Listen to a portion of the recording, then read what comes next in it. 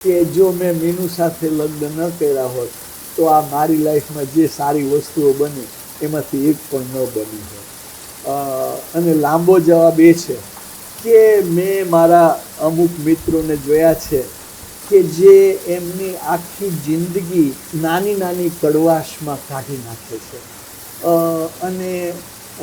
પતિ પત્ની એકબીજાને પૂરક થવાને બદલે એકબીજાના કોમ્પિટિટર થઈ જાય છે અને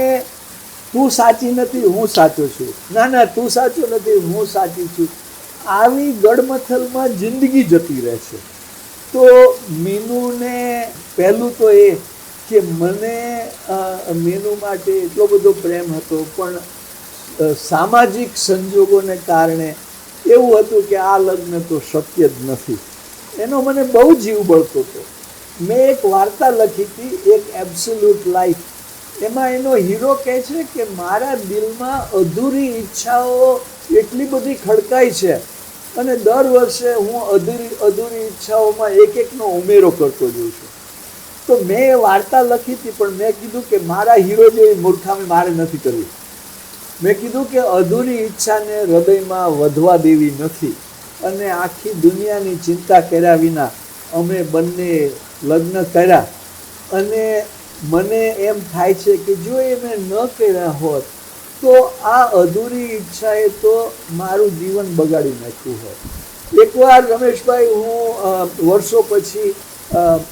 વેલેન્ટાઇન્સ ડે હતો અને જોબ પરથી ઘેર આવતો હતો તો મેં બહુ જ સરસ ફ્લાવરનો બુકે વેચાતો લીધો અને મીનુને આપીશ એમ થયું। પછી ઘર નજીક આવ્યું ત્યારે મને વિચાર આવ્યો, મારું વાર્તાકાર મન છે, મને એમ થયું કે જો મેં હિંમત કરીને મીનુ સાથે લગ્ન ન કર્યા હોત તો અત્યારે હું જ્યારે ઘેર જાત ત્યારે કોઈક સરલા કે ભારતી કે એવી કોઈક વ્યક્તિ હોત ને બારણું ખોલત અને મને એવો વિચાર આવત કે ભગવાન કંઈક કરામત કરો અને આજના દિવસે હું જઉં ત્યારે મીનુ બારણું ખોલે તો કેવું સારું, અને પછી મને થયું કે પણ મીનુ જ બારણું ખોલવાની છે તો આનાથી મોટું નસીબ કયું। એટલે આ લાગણી અમારા બંનેમાં જે છે કે અમને જે એક આનંદ છે એ આનંદને લીધે અમારી અંદર જે એનર્જી ઊભી થઈ